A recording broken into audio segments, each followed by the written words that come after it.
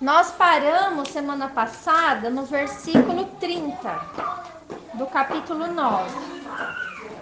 Só para contextualizar, a gente viu dentro desse capítulo que Jesus, ele tem os seus discípulos, ele separa 3 daqueles que eram mais íntimos, sobe a um alto monte e se transfigura na frente deles. Ou seja, revelando quem ele era na realidade espiritual, né? O próprio Deus, né? O Jesus glorificado. E aí, ele desce desse monte com esses discípulos e lá no pé do monte estava tendo uma discussão da multidão com os escribas e com os outros discípulos que não participaram desse momento da transfiguração. Ali acontece a libertação de um menino que era possesso por espírito imundo. E os discípulos de Jesus que estavam ali na ocasião com o menino, com o pai do menino, não puderam expulsar o espírito imundo, lembram? E aí Jesus deu uma orientação e disse: vocês não puderam porque esta casta não se expele, não por meio de oração e jejum. Então o que nós entendemos? Nós entendemos que existem armas armas que são espirituais. Quando nós queremos agir no sobrenatural, não é da forma natural, é da forma sobrenatural. Então a gente precisa lançar mão de armas sobrenaturais que Jesus nos deu. Nós falamos muito que a primeira arma espiritual que nós temos é a fé. Nada acontece se nós não acreditarmos que seja possível. Lembrando que a própria palavra diz que para Deus nada é impossível. Então, a primeira arma que nós trabalhamos semana passada foi a fé. Depois a gente falou sobre a oração e sobre o jejum, que foi o que o próprio Jesus disse. E a partir desse ponto a gente continua a leitura, tá? Que diz assim no versículo 30. E tendo partido dali, caminharam pela Galileia. E não queria que alguém o soubesse, porque ensinava os seus discípulos e lhes dizia: o filho do homem será entregue nas mãos dos homens e matá-lo-ão, e morto ele ressuscitará ao terceiro dia. Ou seja, Jesus dizia isso para os seus discípulos. Ele dizia essa realidade do que estava prestes a acontecer, que ele ia morrer. Mas Jesus também conta o final da história, que ao terceiro dia ele iria ressuscitar. Mas eles não entendiam esta palavra e receavam interrogá-lo. E chegou a Cafarnaum e, entrando em casa, perguntou-lhes: que estáveis vós discutindo aí pelo caminho? Mas eles calaram-se, porque pelo caminho eles tinham disputado entre si qual era o maior. E ele, assentando-se, chamou os 12 e disse-lhes: se alguém quiser ser o primeiro, será o último de todos e o servo de todos. Lançando mão de uma criança, pô-la no meio deles e, tomando-a nos seus braços, disse-lhes: qualquer que receber uma destas crianças em meu nome, a mim me recebe. E qualquer que a mim me receber, recebe não a mim, mas ao que me enviou. E João lhe respondeu assim, dizendo: mestre, vimos um que em teu nome expulsava demônios, o qual não nos segue, e nós lhe o proibimos, porque ele não nos segue. Jesus, porém, disse: não lhe o proibais, porque ninguém há que faça milagre em meu nome e possa logo falar mal de mim. Porque quem não é contra nós, é por nós. Porquanto qualquer que vos der a beber um copo de água em meu nome, porque sois meus discípulos, em verdade vos digo que não perderá a sua recompensa. E qualquer que escandalizar escandalizar um desses pequeninos que creem em mim, melhor lhe fora que lhe pusessem ao pescoço uma grande pedra de moinho e que fosse lançado no mar. Se a tua mão te escandalizar, corta. Melhor é para ti entrares na vida aleijado do que tendo duas mãos ires para o inferno, para o fogo que nunca se apaga, onde o seu bicho não morre e o fogo nunca se apaga. E se o teu pé te escandalizar, corta-o. Melhor é para ti entrar coxo na vida do que tendo os dois pés seres lançados no inferno, no fogo que nunca se apaga, onde o seu bicho não morre e o fogo nunca se apaga.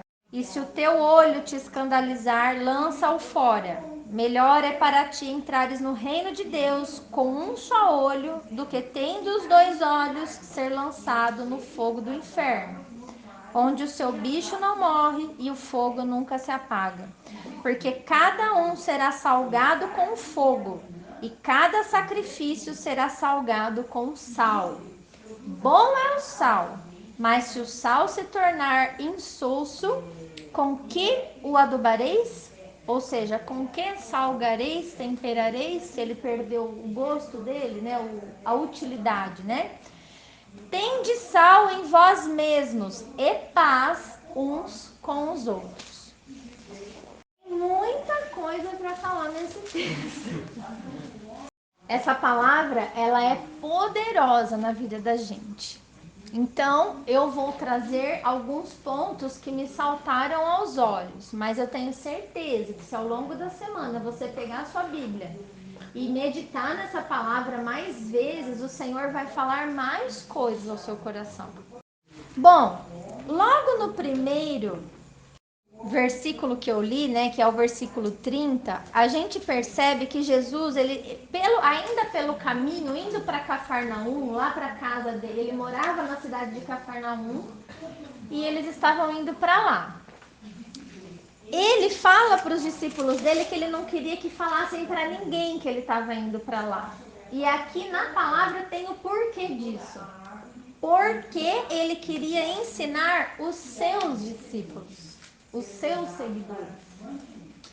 Então, eu percebi que chega um momento na caminhada de Jesus que ele precisa e ele quer um tempo a sós, no particular com os seus seguidores, para lhes preparar para as realidades que estavam prestes a acontecer. Então, eu entendo que existe uma ação de Deus no coletivo, sim. Existe isso.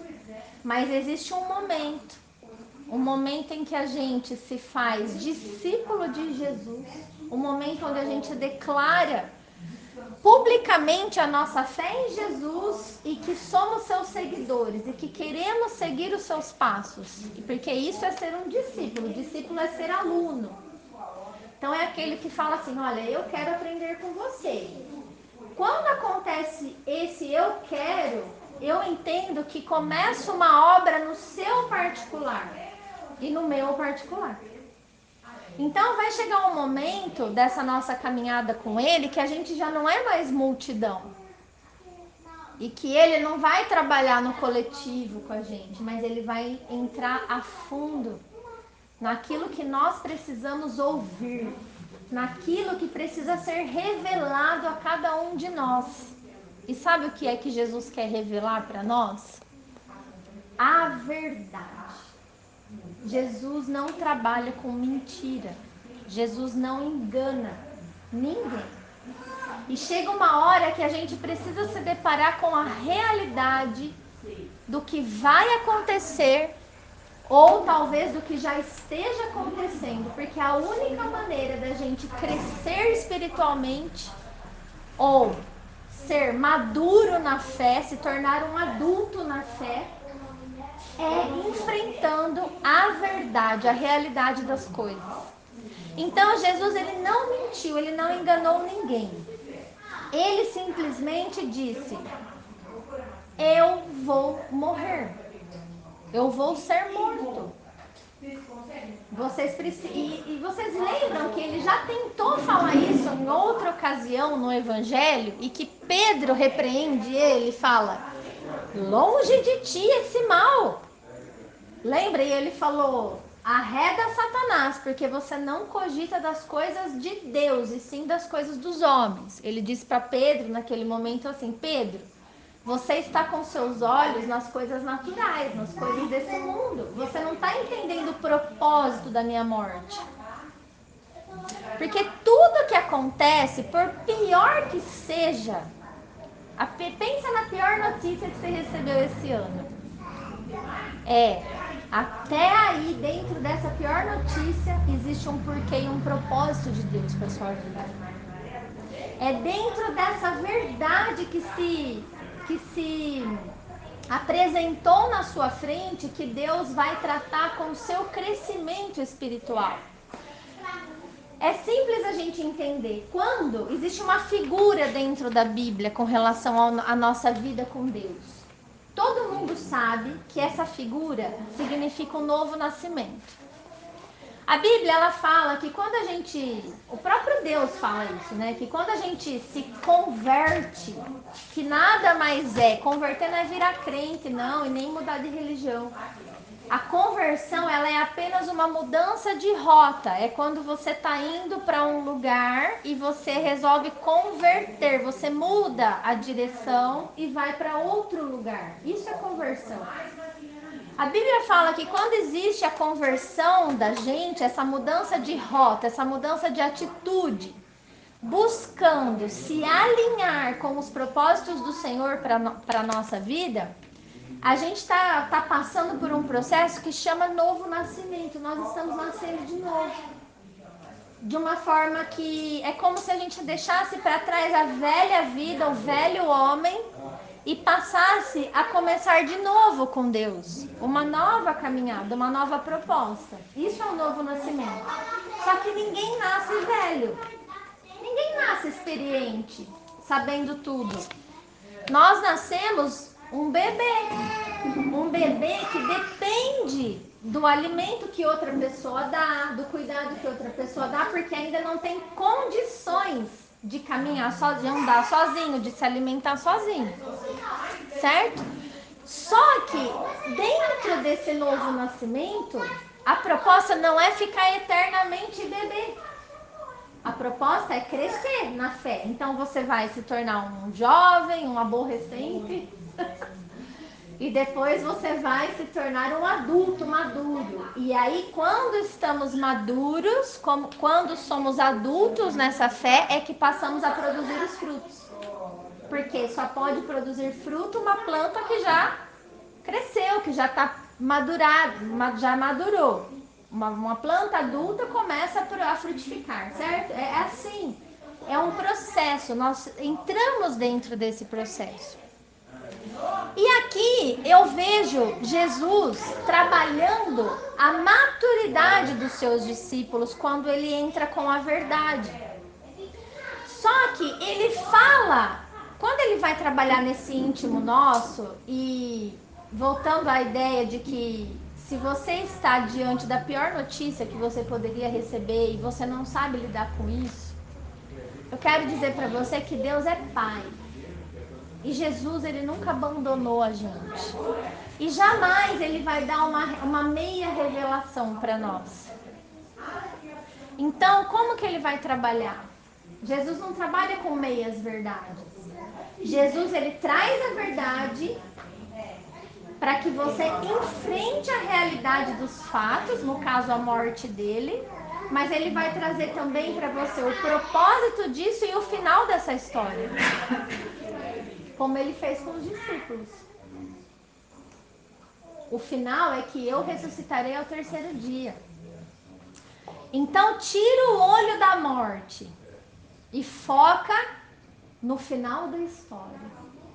Tira o olho da notícia ruim e foca na promessa que Deus tem sobre a tua vida. É isso que o Senhor fala essa noite. Existe uma promessa, existe um porquê, existe um propósito. E todos nós nascemos carregados de uma missão, de um propósito. Então, nenhuma notícia ruim deve nos abalar. Abala o mundo que não conhece a Cristo.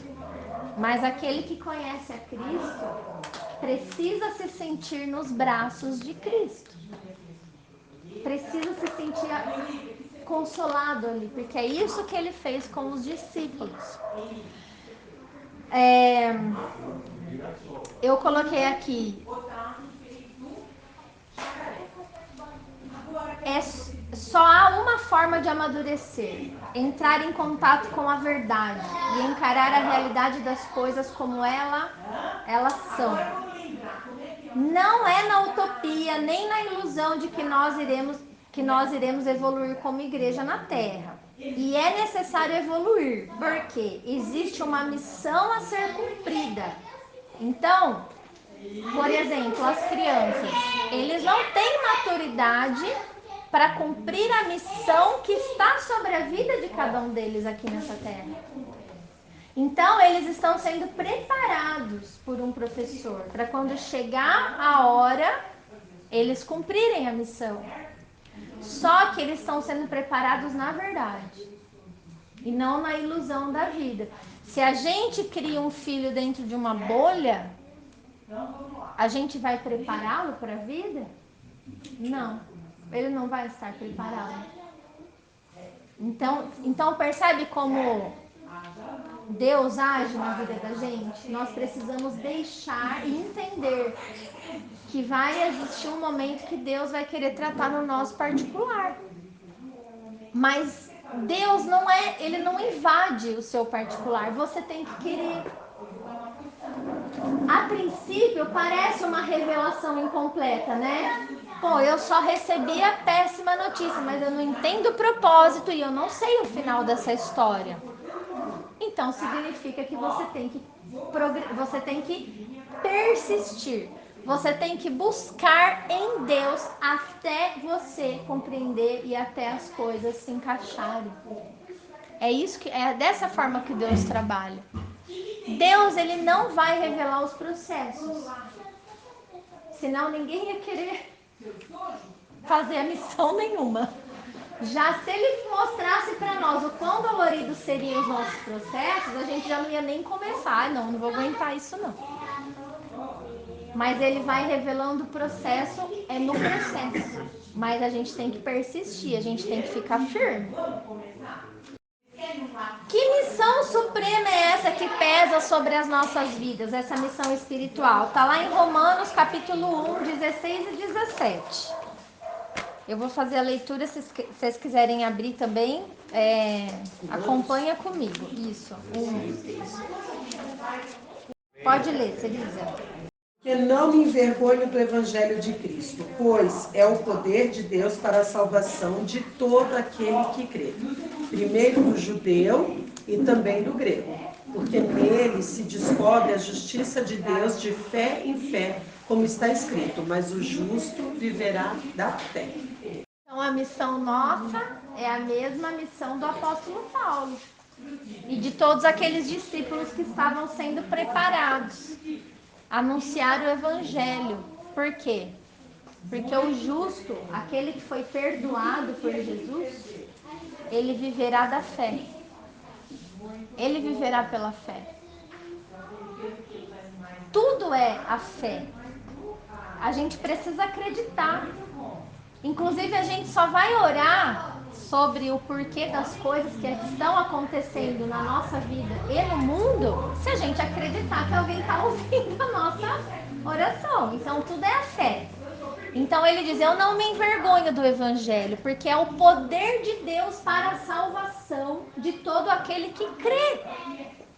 Então, o que Deus faz na vida nossa é para que outras pessoas vejam que existe uma realidade maior, existe algo maior.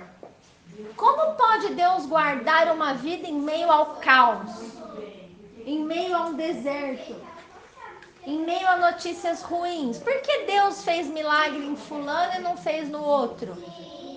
Vocês entendem? Então, essa é a missão, o anúncio do evangelho, né? O evangelho é o quê? São as boas notícias do Senhor. E por que eu tenho que nascer de novo quando eu encontro com Jesus e decido caminhar com Ele? Por que eu tenho que converter a minha rota? Por que existe isso? Porque Jesus, ele não... até nós precisamos entender que Ele não é só o nosso Salvador. Ele é o nosso Senhor. Ele se faz Senhor das nossas vidas e Senhor de toda a terra. Então, quando a gente nos coloca debaixo desse senhorio, é assim, ó, ele manda e eu obedeço. Então, quando chega esse dia do meu novo nascimento, que eu viro um bebezinho espiritual, eu tô entendendo que eu preciso dele, que chega de agir do meu jeito. Chega de agir de acordo com o que eu acho que é o certo. Agora eu quero saber o que Jesus acha, para que eu me adeque ao que Ele espera de mim. E aí por isso existe uma conversão, porque a maioria das pessoas que andam na direção daquilo que acham estão erradas. Elas vão ter que mudar a rota da vida delas. E a boa notícia nisso? Qual que é a boa notícia? Por que chama evangelho? Para salvação. O evangelho não são as boas novas, as boas notícias? Onde está a boa notícia disso? A boa notícia é que quando você estava caminhando do seu jeito nessa rota, você fez um monte de coisa que desagradou a Deus. Por isso que você tem que mudar de rota, se converter. Só que existe perdão para você. Então não interessa como você chegou para Jesus. Não interessa o que você fez, o que você errou, o que você foi, o que você queria ser, não importa nada disso. O que interessa agora para Jesus, a partir do seu novo nascimento, é o que você vai ser daqui para frente. É o que você quer com Ele. Entendeu? Então, essa é a boa notícia. Somos perdoados, somos justificados. Por isso não temos do que nos envergonhar. Apenas precisamos perseverar nessa fé, nessa doutrina e nessa verdade, que está aberta a todos, como a Cerisa leu, não só a judeus, mas também a gregos. Ou seja, é todo mundo. A obra redentora é para todo mundo, não é só para um grupo específico, não. Tá? Eu comentei com vocês sobre o final da história e eu gostaria que alguém abrisse em Apocalipse 22, é o último livro é a última folha da Bíblia, e fizesse a leitura para a gente conhecer o final dessa história, porque está aqui. Qual? Apocalipse 22, 6 em diante, 6 a 21, até o final, pode ler, por favor. E disse-me: estas palavras são fiéis e verdadeiras. O Senhor, o Deus dos santos profetas, enviou o seu anjo para mostrar aos seus servos as coisas que em breve hão de acontecer. Eis que presto venho. Bem-aventurado aquele que guarda as palavras da profecia desse livro. E eu, João, sou aquele que vi e ouvi essas coisas. E havendo-as ouvido e visto, prostrei-me aos pés do anjo que mas mostrava para o adorar. E disse-me: olha, não faças tal, porque eu sou conservo teu, e de teus irmãos os profetas, e dos que guardam as palavras deste livro. Adora a Deus. E disse-me: não seles as palavras da profecia deste livro, porque próximo está o tempo. Quem é injusto, faça injustiça ainda. E quem está justo, suje-se ainda. E quem é justo, faça justiça ainda. E quem é santo, seja santificado ainda. E eis que cedo venho, e o meu galardão está comigo, para dar a cada um segundo a sua obra. Eu sou o Alfa e o Ômega, o princípio e o fim, o primeiro e o derradeiro. Bem-aventurados aqueles que lavam suas vestiduras no sangue do Cordeiro, para que tenha direito à árvore da vida e possam entrar na cidade pelas portas. Então, peraí, só para a gente entender um pouco esse final da história, tá dizendo o quê? Que Jesus vem. O final da história é que ele vem. Então, pode acontecer o que for. O imundo continua sendo imundo, porque a escolha é de cada um. Aquele que está se santificando, que está buscando a direção do alto para a sua vida, continue a se santificar. Porque eu venho e junto comigo está o galardão. O que é o galardão? É o presente, a recompensa que ele vai dar a cada um segundo a sua obra, ou seja, segundo a sua maneira de viver. Então, olha como tudo está no controle dele. E aí, ele fala assim, que aqueles, né, que serão os meus, vamos dizer assim, sejam lavados com o sangue do Cordeiro, para que tenham direito à árvore da vida. Então, o que é? Quem comia da árvore da vida era Adão, não era? Porque é um estado eterno.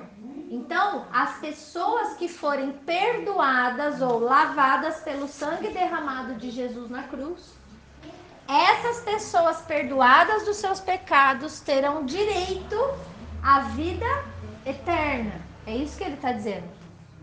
Acontecerá uma realidade no mundo como no Éden, como no princípio. Então, o que Deus planejou no Éden não foi destruído pelo diabo. Foi por um tempo, que é esse tempo que nós estamos vivendo. Mas os planos de Deus não são frustrados. E no final da história, a vontade de Deus é que se cumprirá na terra. Então, Jesus volta e vai dar o direito à árvore da vida, à vida eterna, àqueles que foram perdoados dos seus pecados, redimidos, ou seja, lavados, tiveram as suas roupas sujas do pecado limpas pelo sangue de Jesus. É isso que ele leu. E aí ele vai continuar a leitura, porque tem mais coisa para contar. Fora ficam... Quem fica fora desse... Ficarão de fora os cães e os feiticeiros, e os que se prostituem, e os homicidas, e os idólatras, e qualquer que ama e cometa a mentira. Eu, Jesus, enviei o meu anjo para vos testificar estas coisas nas igrejas.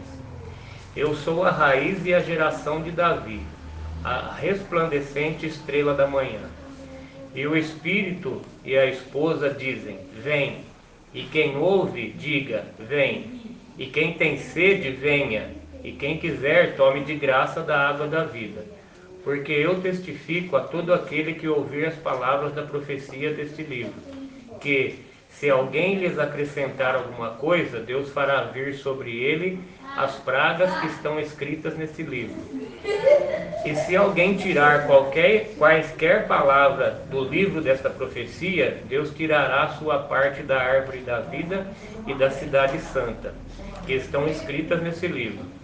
Aquele que testifica estas coisas diz, certamente cedo vem. Amém. Ora, vem Jesus, Senhor. A graça de nosso Jesus Cristo seja com todos vós. Amém. Amém. Gostaram do final da história? Boa, né? Então, tá tudo escrito para nós o final da história. Então, nós não temos que nos sentir tristes com as notícias que pairam sobre as nossas vidas, porque existe um final da história. E eu acho que Jesus, ele detalhou muito bem, né? Em alguns momentos, Deus também usa a figura de Jesus como sendo um noivo que vem para o casamento com sua noiva. E a sua noiva, no caso, é a igreja. Então, por isso que ele fala, né? O Espírito, que é o Espírito Santo que está na terra, aqui no meio de nós, e a noiva, dizem, vem. Então a noiva, a igreja de Jesus, ela está consolada com o final da história.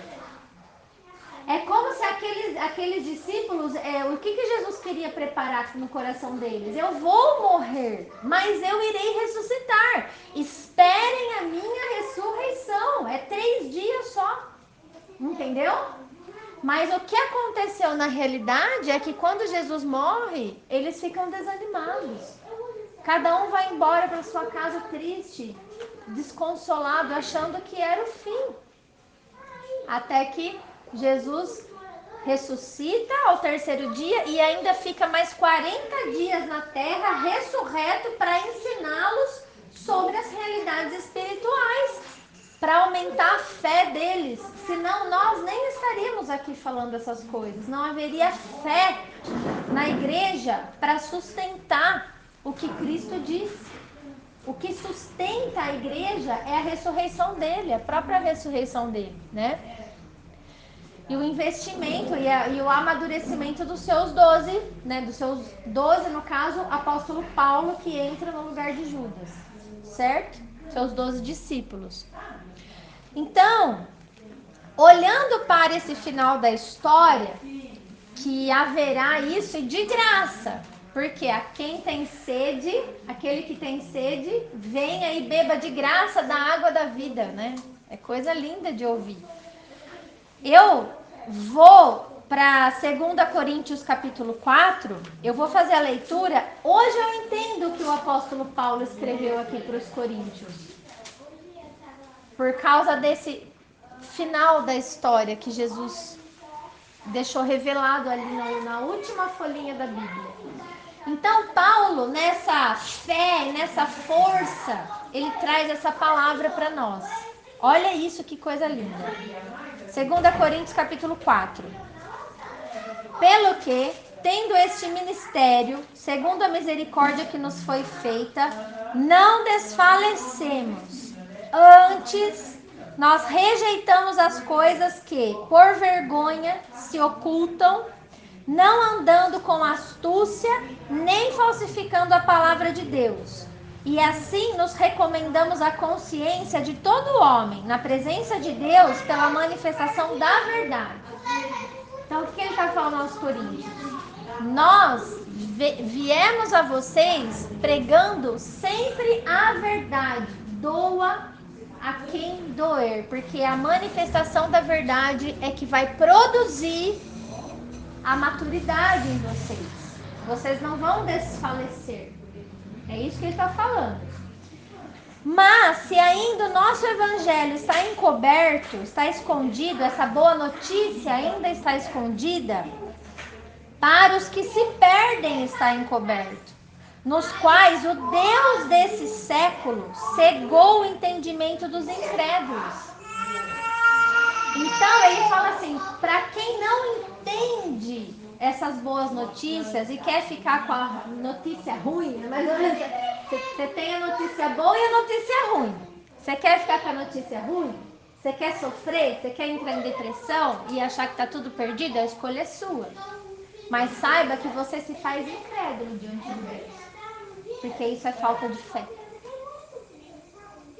E ele fala que o Deus desse século, que é o diabo, Satanás, ele cegou o entendimento dos incrédulos.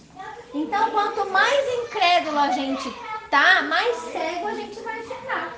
E mais entregue à tristeza nós estaremos. Porque só tem notícia boa nesse mundo? Eu acho que não. Se você abrir o jornal, você só vê notícia ruim.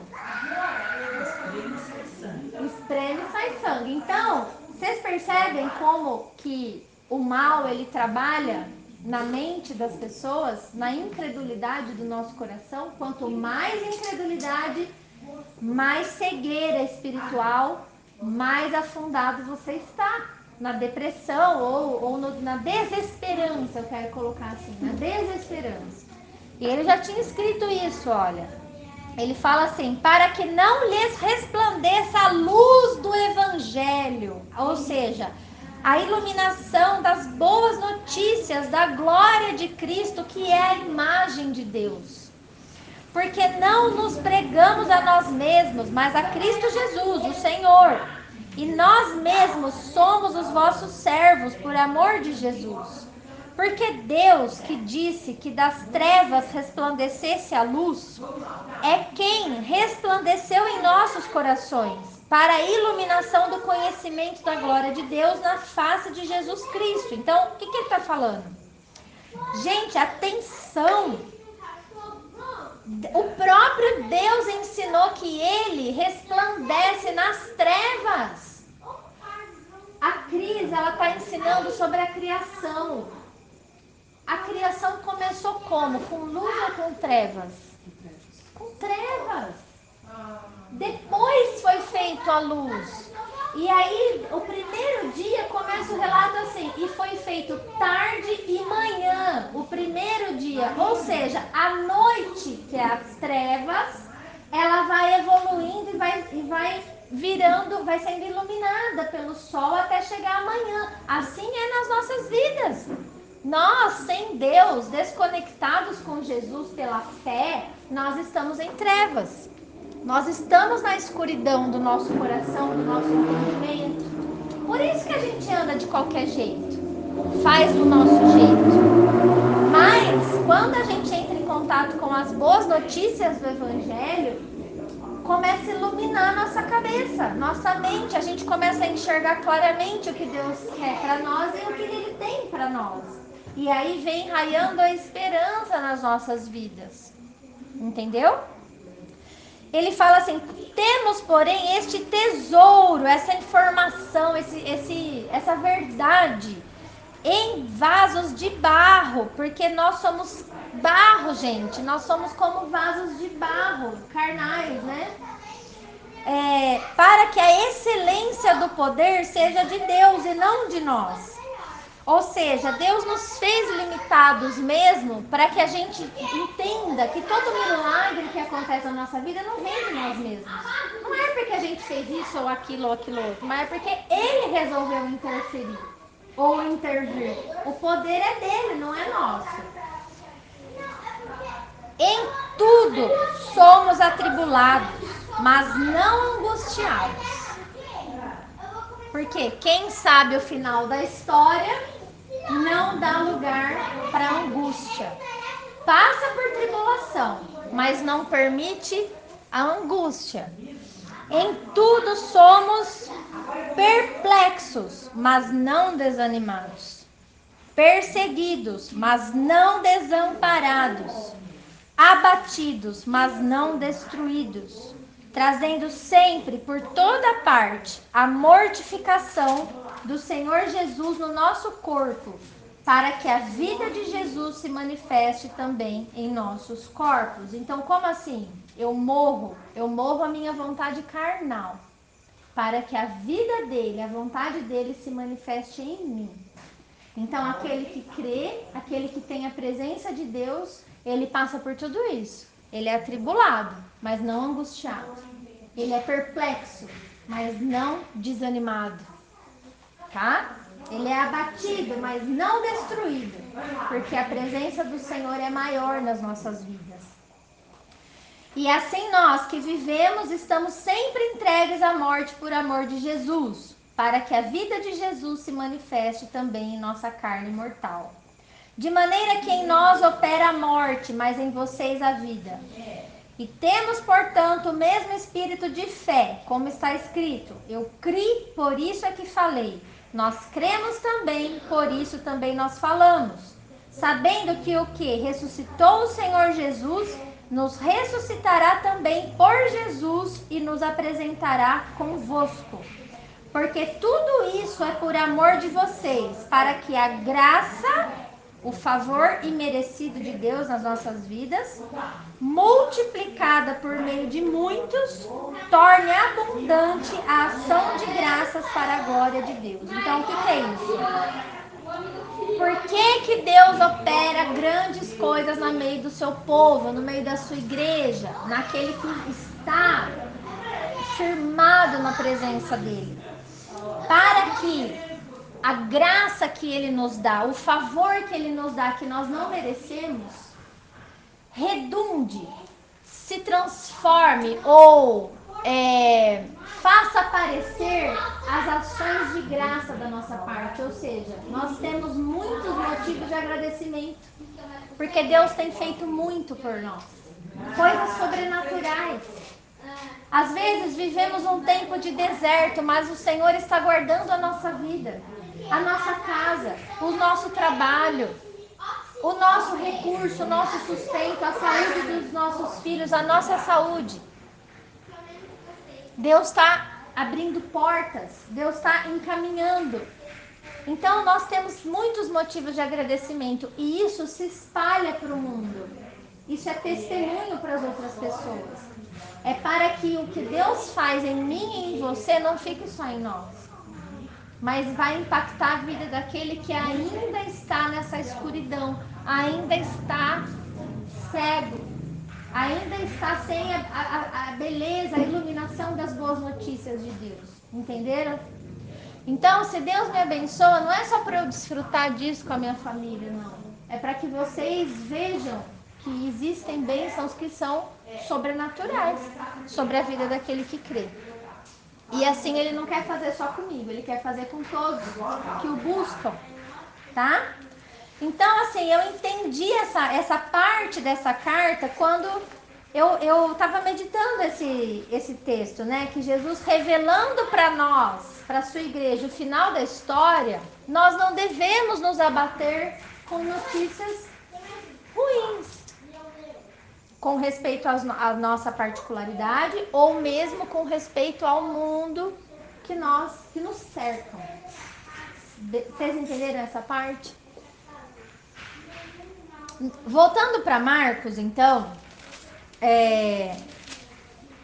quando Jesus revelou essas coisas para eles, essa verdade na tentativa de que eles crescessem espiritualmente, eles não entenderam o que Jesus falava e eles tinham medo de perguntar para ele. Está escrito aqui, eles não entenderam nada sobre o fato de Jesus morrer e ressuscitar, mas eles também ficaram com receio de perguntar. Os discípulos não compreendiam tudo naquele momento e eu entendo que Deus trabalha com revelação progressiva. Na medida da nossa busca, perseverança, persistência e permanência.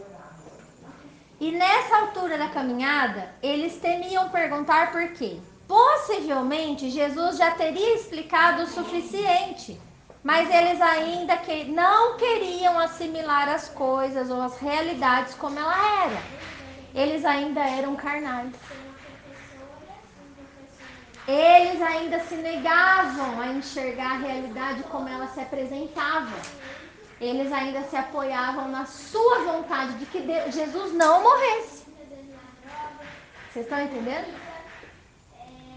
Algumas vezes nos negamos a enxergar o que está bem diante dos nossos olhos. Queremos ser como crianças imaturas, num tempo que já passou da hora de crescermos e agirmos como homens e mulheres de Deus. Maturidade. O que é maturidade?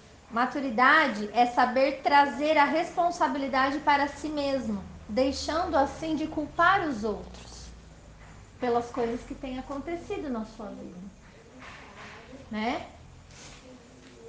E muitas vezes nessa tentativa de não querer, de querer as coisas do nosso jeito, nós nos negamos a crescer. Ficamos com a nossa carnalidade, tá? Mas essa não é a vontade de Jesus. Em 1 Coríntios, abre lá, Cerisa. 1 Coríntios. De 1 a 3. Mas qual deles? 1 3. Tá. 3, de 1 a 3. E eu, irmãos, não vos pude falar como a espirituais, mas como a carnais, como a meninos em Cristo. Com leite vos criei, e não com manjar, porque ainda não podeis, nem tampouco ainda agora podeis, porque ainda sois carnais.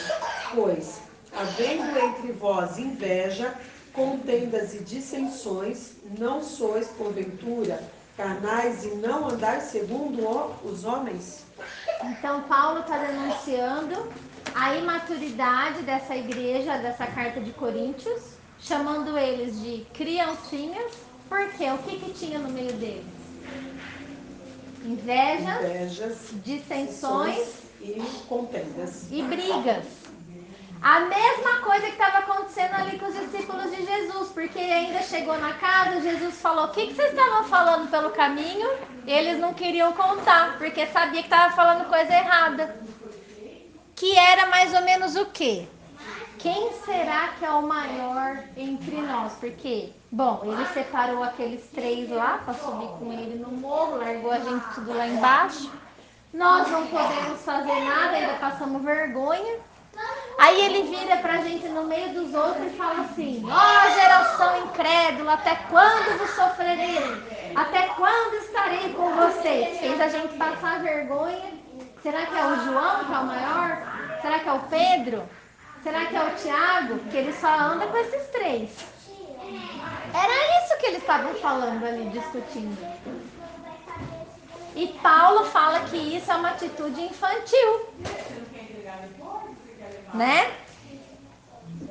E aí, nós, olhando para isso, a gente precisa fazer uma análise que certas atitudes já não nos convêm mais.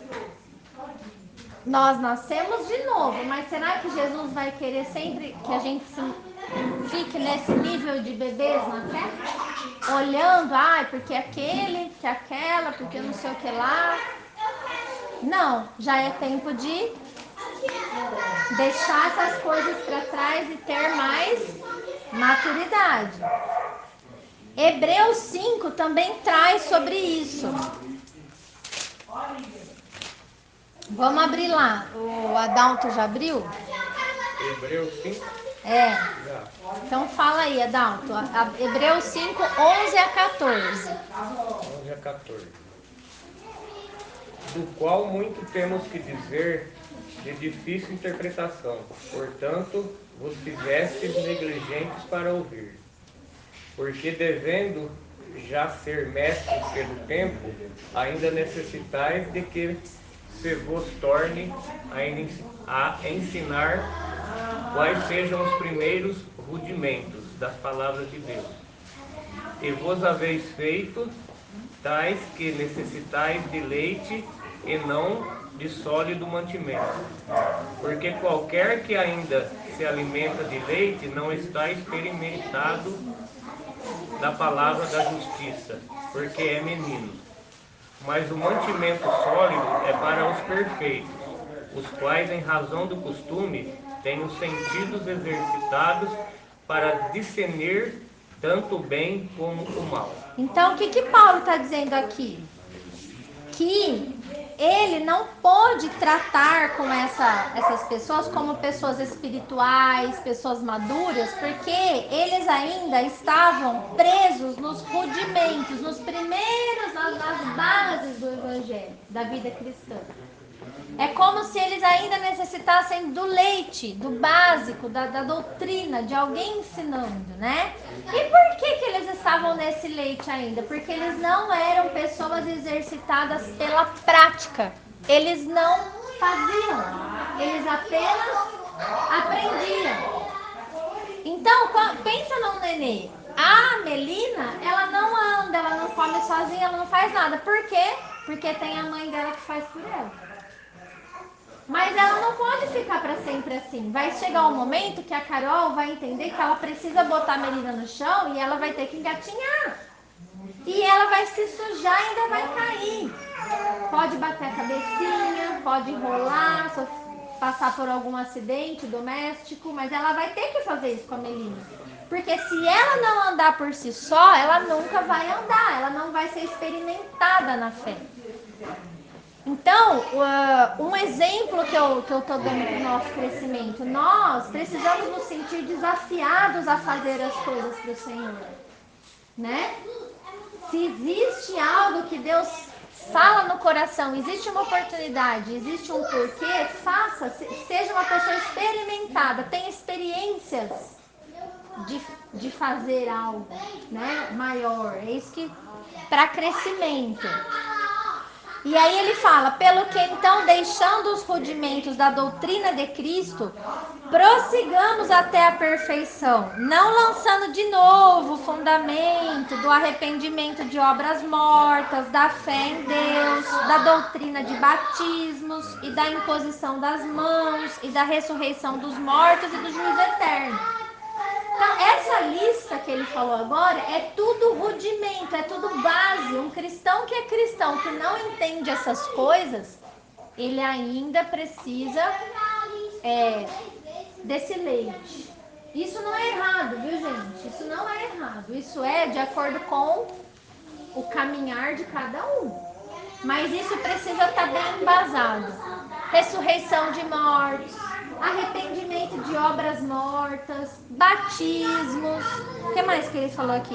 Juízo eterno, ressurreição, imposição das mãos. Tudo isso são assuntos básicos da nossa fé cristã, que nós precisamos ter um entendimento completo, tá? Então, só para vocês entenderem que também não é errado. Ai, meu Deus, eu não entendo isso 100%. Calma. Você vai crescer. E se ficar aqui na casa de paz, vai crescer mais rápido, porque eu sou uma mãe ótima. Brincadeira. Quem é mais velho aqui sabe, né, Cássia? Eu sou boazinha, mas sou uma doce de mãe. Enfim, brincadeiras à parte. Vocês entenderam essa parte do crescimento? E aí Jesus falou assim, quem não quiser crescer não vai ter jeito, eu empurro mesmo. Ó, aí Jesus, pegando essa criancice dos seus discípulos, num tempo que já era para eles estarem mais maduros, é claro, né? Ele vira para eles e fala assim, olha, se alguém quiser ser o primeiro, que seja o último de todos e o servo de todos. Ou seja, o que ele diz? Vocês querem sobressair? Aprende a servir os outros. Faça alguma coisa útil. Para de olhar só para você. Vai trabalhar. É mais ou menos isso que ele falou. Vai servir o teu irmão, o teu próximo. O que você sabe fazer? Ninguém é tão pobre que não possa dar. Ninguém é tão rico que não possa receber. É isso que ele diz, né? Vocês estão aí muito preocupados? Quero ver quem é que vai lavar os pés um do outro aí, entendeu? No caso, fazer coisas, serviço. E ele disse outra coisa. Aí ele pega uma criança, põe no meio deles e fala assim: qualquer um que receber uma dessas crianças em meu nome, a mim me recebe. Aí eu pergunto para vocês, o que uma criança tem para ensinar para nós? Pra gente receber ela e ficar escutando o que ela tem para dizer. Nada. Então, mas se você não tiver humildade de entender que até se Deus quiser usar uma criança ou uma mula para te ensinar alguma coisa, você nunca vai crescer. Você nunca vai estar apto para o reino. Você nunca vai amadurecer, porque você não tem humildade suficiente para isso. Você acha que já sabe tudo. Acha uma criança, o que ela tem para me ensinar? Eu já sei essa parte. Não vou aprender nada com ela. Nem recebo. Jesus falou, vocês precisam desenvolver um coração humilde. Porque se ele quiser usar uma criança, ele vai usar e vai trazer uma lição poderosa na sua vida e na minha vida. É assim que Deus faz. Tá? Outra coisa que ele deu uma lição aqui, né? Pra gente partir já pro final. Dentre essas meninices, eles colocaram uma outra situação. Olha, tem uns fulano ali que expele demônios em teu nome. Nós proibimos, porque eles não andam com a gente. Eles não são da nossa igreja. Aí Jesus já deu um corte neles de novo. O que Jesus disse? O que ele falou, Cerisa? Não me proibais, porque ninguém a que faça milagre em meu nome possa logo falar mal de mim. Quer dizer, em outras palavras, quem é por nós não vai ser contra nós. Então, Jesus, ele não estipulou qual é a igreja certa, qual é a religião que a gente deve participar. Está escrito isso na Bíblia? Não está. Só que ele deu uma direção. Ele falou: aquele que em meu nome opera libertações, curas, evangelismo, esse está somando comigo. Então você não tem o direito de proibir ou de falar mal do. É isso que Jesus ensinou. De novo, trabalhando na humildade deles, tá? Porque a igreja, ela está espalhada no mundo todo. Nós não temos controle sobre a igreja de Jesus. Quem é a igreja de Jesus? A igreja somos nós. Não existe isso, né? Aí ele já entra com a palavra do escândalo. Ele já dá uma coisa mais aprofundada para eles. Aí, o que ele aproveita para falar? Veja bem o que é que vocês vão fazer com a minha igreja espalhada na terra. Porque nós não somos chamados para dominar sobre a vida de ninguém. Como eles queriam, né? Que fossem tudo do jeito deles. Veja bem, por quê? Se vocês escandalizar, se alguém escandalizar um desses pequeninos que creem em mim, melhor lhe fora que lhe pusesse ao pescoço uma grande pedra de moinho que fosse lançado no mar. Então, o que ele está falando? O que é escandalizar? Vamos ver primeiro o que é escandalizar, né? Escandalizar no dicionário significa provocar escândalo ou indignação, ferir os bons costumes, a moral ou chocar, causar ofensa a, ou mesmo sentir-se ofendido, melindrar-se, tá? Por exemplo, aquele palavreado chulo escandalizou seus ouvidos. Isso é um escandalizar. A pessoa fica perplexa de ver a atitude, né, sua ou minha. Então, o que Jesus está dizendo? Não escandalize a igreja. Não escandalizem aqueles que creem em mim. Não façam aqueles que creem em mim perderem a fé em mim, desanimarem por causa do seu comportamento. Veja bem como você anda, veja bem como você fala, como você se comporta. Não provoque indignação, né? Tudo isso está diretamente conectado com a nossa maturidade. Nosso comportamento no meio da igreja. Porque se alguém vier aqui, por exemplo, uma pessoa que crê em Jesus vier aqui no meio de nós, e você, com o seu jeito, com o seu palavreado, com a sua forma de viver, escandalizar ou não tiver um comportamento adequado, essa pessoa nunca mais pode voltar aqui e falar ainda que aquele lugar não presta. Um lugar de adoração a Deus. Por causa de uma pessoa que escandaliza, que não sabe se comportar. Isso é tão sério que Jesus fala: amarra uma pedra na sua goela e se lança no mar, se mata, porque o teu juízo vai ser forte. Então a gente tem que pensar que existe uma responsabilidade coletiva na forma como a gente conduz tudo. Inclusive, no caderninho das crianças ali, para o professor preparar a aula, o último, no rodapé, está escrito um versículo. O versículo que foi colocado ali é o seguinte: maldito o homem que faz a obra de Deus relaxadamente. Então é muito sério. Lidar com as coisas de Deus, falar que é de Jesus, carregar o nome de Cristo por aí ou aqui, é algo sério. Exige de nós, e traz um peso. E ainda ele completa dizendo assim: se o teu olho te faz pecar, arranca. Se tua mão te faz pecar, arranca. O que ele está falando? Que é pra gente se mutilar? Não, ele não está falando isso. Ele está falando assim: aonde é a tua fraqueza? Aonde está o teu escândalo? Dá um jeito e some com isso da tua vida. Faz a tua carne morrer. Ai, eu gosto de falar um palavrãozinho, né? isso não edifica o outro. Então eu tenho que fazer morrer. Você entendeu? Eu não posso fazer o que eu quero, né? É nesse sentido. E ele traz a realidade de um juízo eterno. Aqueles que vão para a vida e aqueles que vão para o tal do inferno, que é um outro assunto que nós vamos conversar semana que vem, para não estender. Porque é muita profundidade que tem nesse texto, gente. Não dá para a gente desenvolver tudo.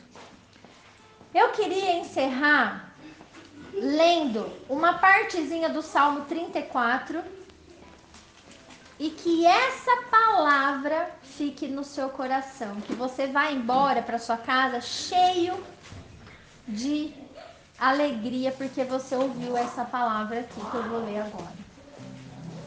Salmo 34, 15 em diante, diz assim: os olhos do Senhor estão sobre os justos e os seus ouvidos atentos ao seu clamor.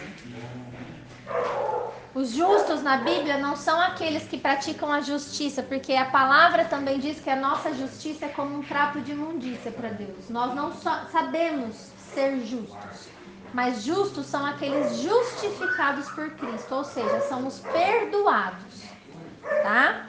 Então os olhos do Senhor estão sobre a sua igreja, sobre os perdoados, e os seus ouvidos atentos ao seu clamor. Deus ouve o que você fala.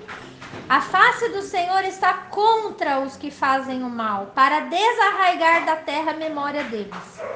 Os justos, os perdoados, clamam e o Senhor os ouve e os livra de todas as suas angústias. Está angustiado? Olha o que você está lendo aqui.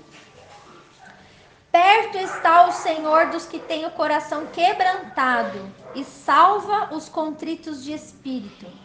Muitas são as aflições do justo, mas o Senhor o livra de todas. Então, gente, mais do que isso, para nós hoje, e sabendo o final da história, isso tem que nos dar força para vivermos o sobrenatural de Deus, o incrível, no meio das notícias ruins. Amém? Amém. Lembrem que o governo, na época de Jesus, estava com Anás e Caifás no templo, mas a autoridade espiritual estava com João Batista, no deserto. Lembrem que o governo, na época de Elias, estava com o rei Acabe, mas a autoridade espiritual de fazer parar de chover estava com o profeta Elias, não estava com o rei. O governo estava com o faraó, mas a autoridade do reino estava com José. E ele guardou o mantimento e alimentou todo Israel numa época de fome, 7 anos de fome na terra de Israel. O governo também estava com o faraó na época de Moisés, mas a autoridade de Deus estava sobre Moisés, que lançou pragas até que o povo fosse liberto. Na época de Daniel, o governo estava com o rei Nabucodonosor, da Babilônia, mas o governo estava com Daniel, que foi livrado até da cova dos leões e da fornalha ardente. Hoje, nós vivemos um governo que está no mundo, o sistema do mundo é o governo, num sentido completo de valores, de tudo que nós sabemos, mas a autoridade está com a igreja de Jesus na terra. E se alguém tem dúvida, leia Lucas 10, 19. Leia Lucas 10, 19 para a gente encerrar, Dalton. Eis que vos dou o poder para pisar serpentes e escorpiões e toda a força do inimigo, e nada vos fará dano algum. Então, gente, nesse mundo, a autoridade espiritual está sobre a vida daqueles que o Senhor deu essa autoridade.